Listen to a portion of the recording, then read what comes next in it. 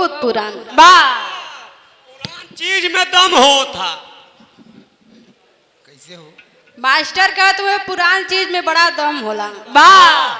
जैसे पुरनिया बाबूजी लोगन हो गए बा।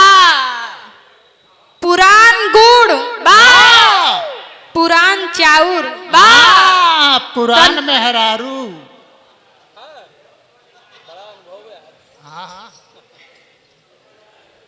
वैसे ठीक है कहत हवन बा। जैसे आजी जी लोग हैं अब दुआरे पे बैठी हैं पतो सस समर के निकले के जाई बहरे गोलगप्पा खाए आई। अम्मा कहिए का रे कहाँ जात हो? छुप छुपा के भीतरे चले आई। आज जब अम्मा लोग ना आई हुआ तो जब मन भइल तब गई बाजारे, जब मन भइल तब घरे आ गई।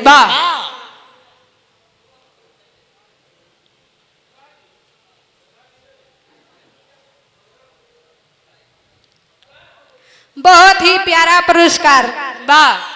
विराह की बड़ी सुंदर गायिका सोना सुहानी और शिल्पा शिवानी जी, उनके गुरु राम सूरत दीवाना जी बा।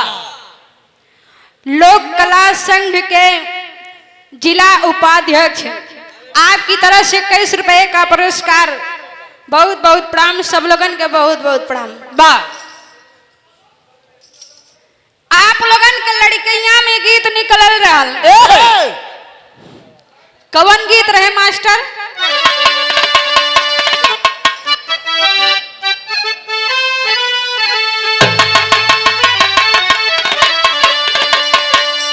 रतिया अन्हारिया में,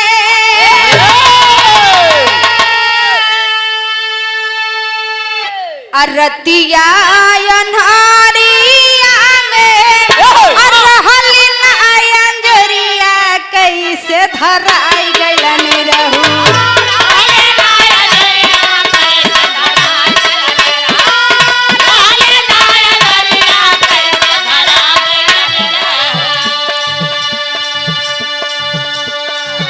गइल का डहरिया भुलाई कैसे धराई गइलन रहू।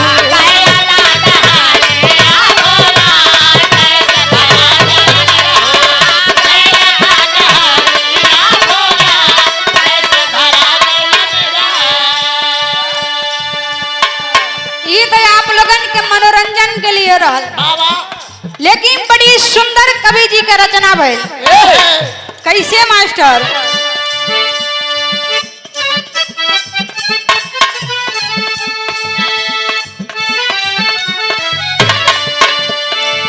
आइले धरतिया पे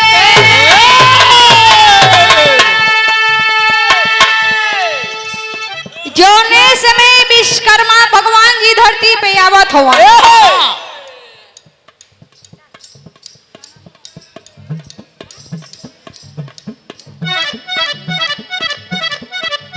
छोटी सी बच्ची सुनीता की तरफ से 51 रुपए का पुरस्कार, बहुत बहुत आशीर्वाद।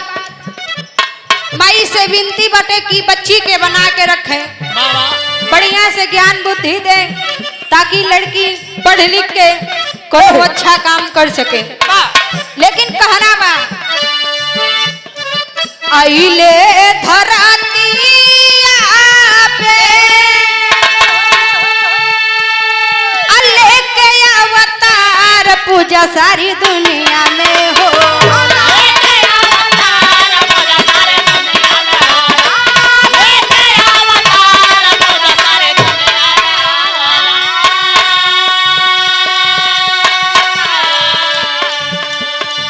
विश्वकर्मा ऐसन कलाकार पूजा सारी दुनिया में हो।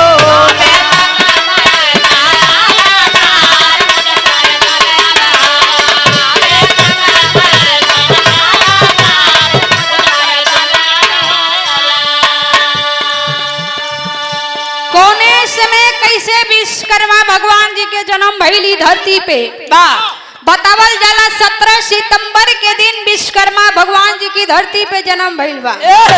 लेकिन कैसे?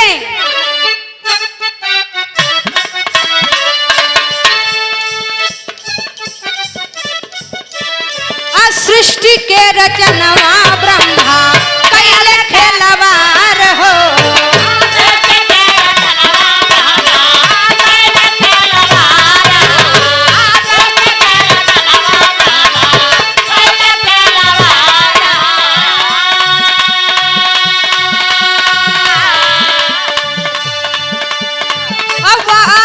मुनि के ब्रह्मा दिहल उपहार हो।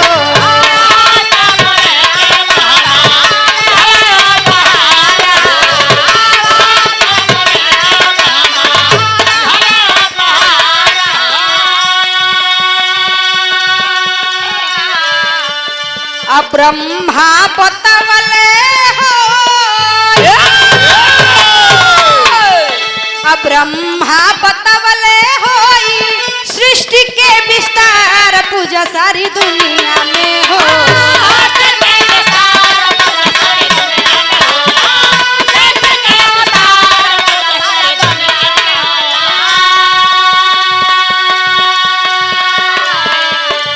विश्वकर्मा ऐसन कलाकार पूजा सारी दुनिया में हो।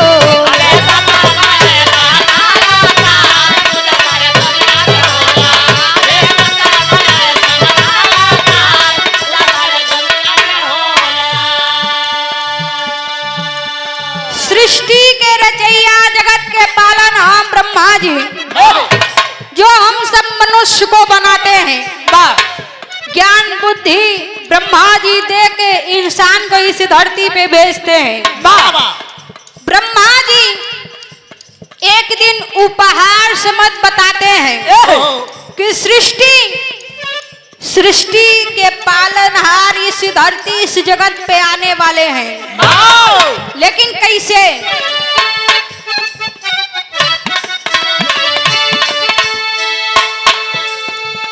गुरु जयदेव जी से पाउल ज्ञान हो।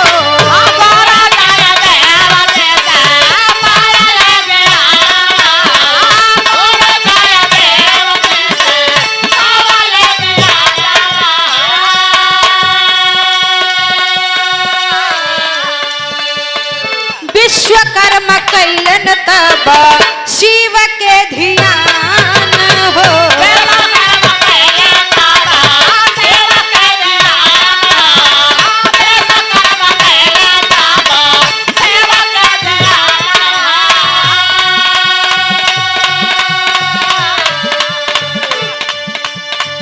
होई के प्रगट जन्मे, होई के मगाना प्रगटे शिवजी त्रिपुरार पूजा सारी दुनिया में हो।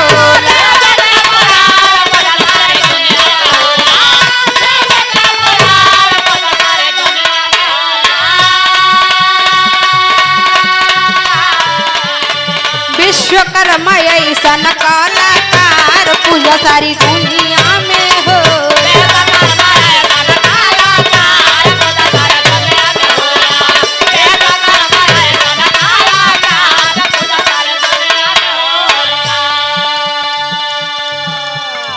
विश्वकर्मा जी का जन्म होता है, जाते हैं अपने गुरु जयदेव जी के पास।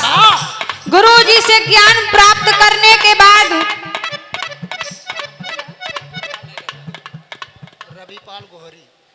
रविपाल गोहरी की धरती से 51 रुपए का पुरस्कार भैया के बहुत बहुत प्रणाम, सब लगन के बहुत बहुत प्रणाम। गुरु जयदेव जी बताते हैं ज्ञान तो प्राप्त कर लिए हैं कि आप भोलेनाथ जी को प्रसन्न करने का कुछ उपाय करिए। तो जाके विश्वकर्मा जी तपस्या करे लगलन। भोलेनाथ तपस्या पे प्रसन्न हो के प्रकट हो गइलन।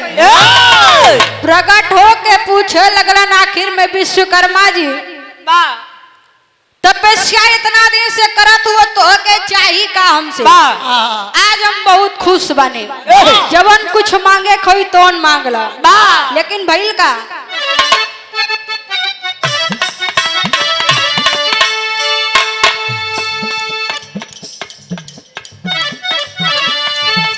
मांगने पे विश्वकर्मा जी को वरदान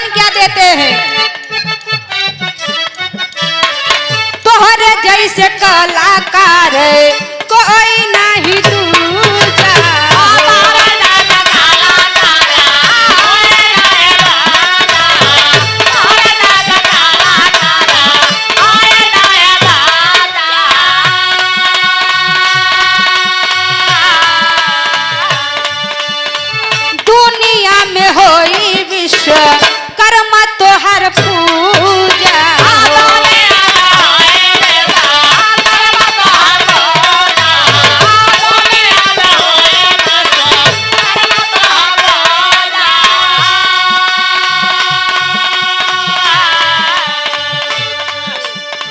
दिहल बरदान भोला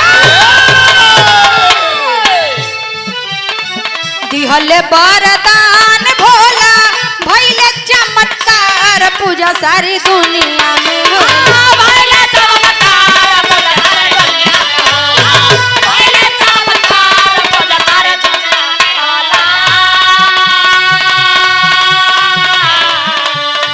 विश्वकर्मा ऐसन कलाकार पूजा सारी दुनिया में होला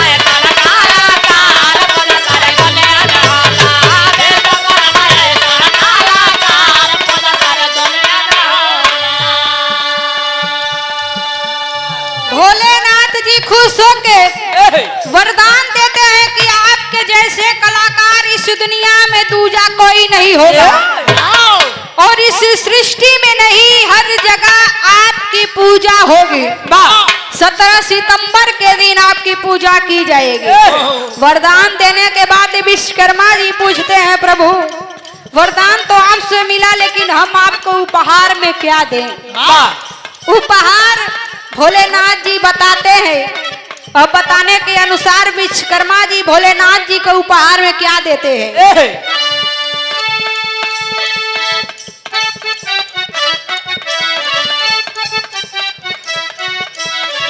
विश्वकर्मा कहाँ प्रभु सुनई जहार हो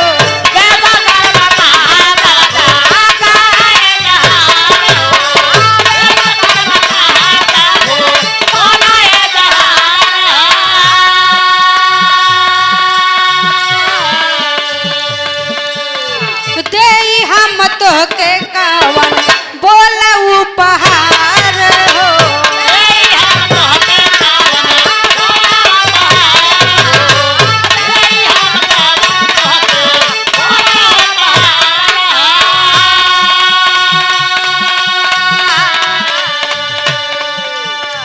खुशी हो के बोला बोले सुनीला हमार पूजा सारी दुनिया में होला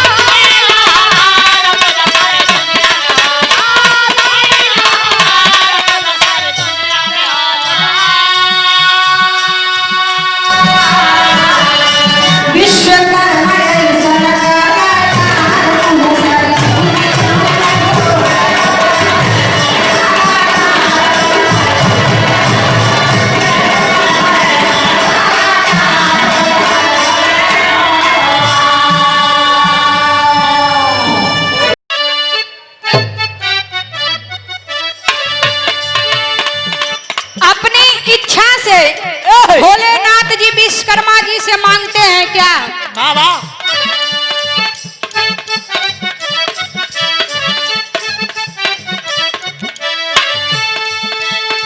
शिव जी गढ़ाई लिहले आपन त्रिशूल हो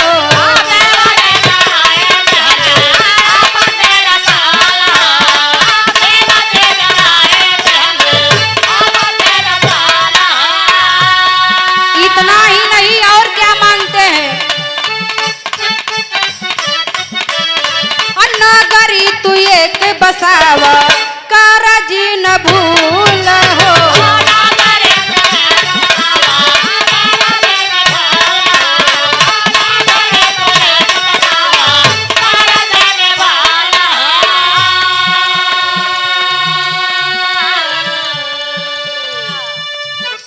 हारमोनियम के बड़े सुंदर मास्टर कल्लू मास्टर बजावा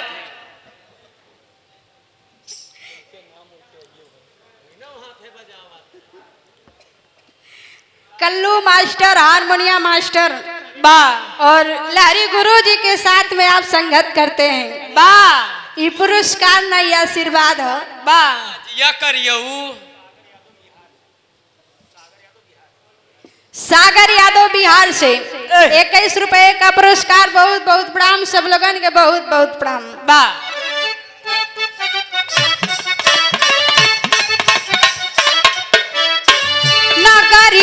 एक बसाव कर जी न भूल हो।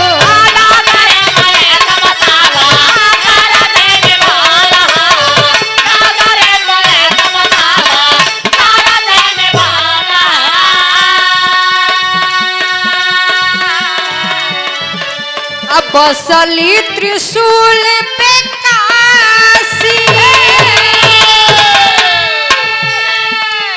अब बसली त्रिशूल पे काशी, गंगा किनार पूजा सारी दुनिया में होला।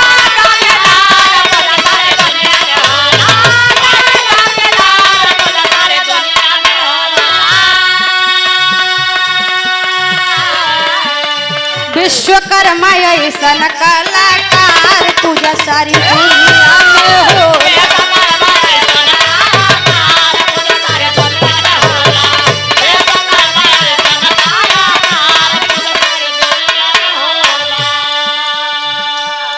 सबसे पहला भोलेनाथ जी का त्रिशूल विश्वकर्मा जी बनाते हैं और उसी त्रिशूल पे काशी नगरी बनाने का काम करते हैं। सुई से लेके जितना भी चीज आप लोग देख रहे हैं, जिस माइक में हम लोग गा रहे हैं, ये माइक भी विश्वकर्मा भगवान जी ने ही बनाया है।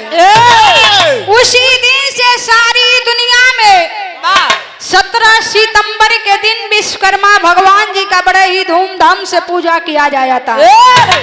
आखिरी प्रमाण में कहना बा गुरु घराने का परिचय बा।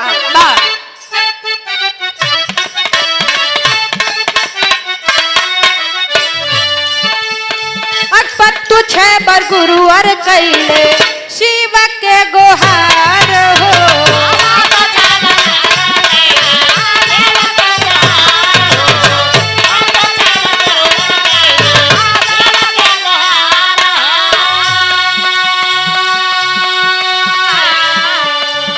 बिरहा के बड़े ही सुंदर गायक कलाकार, कोई परिचय के मोहताज नहीं है। यूट्यूब पे आप लोग हम दोनों कलाकार को साथ में देखे हैं। त्रिभुवन नाथ यादव जी बिरहा के बड़े सुंदर कलाकार आप लोगों के बीच में बैठे हैं। आपकी तरफ से 100 रुपए का पुरस्कार, लेकिन गायन नाम के हिसाब से कम दिले हुआ। बहुत चुप्पे से बैठे ने। ये लॉकडाउन में 100 रुपया का आज के महंगाई में काम मिले वाला बा मर्दवा। पूरा लॉकडाउन तो तू ही कमैले हुआ। हाँ, अब तो चैनल भी बन गई बा। साहब का चैनल लोग सब्सक्राइब करी है। लेकिन आई मास्टर, पत्तु छह बर गुरु और कैले शिव से पुकार हो।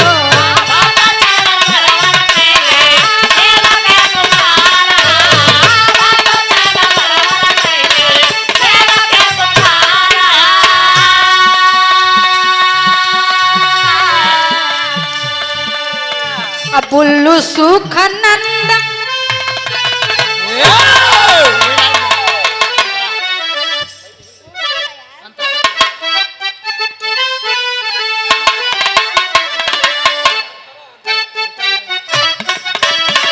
बुल्लू सुख नंदन चूमे चरण बार बार हो।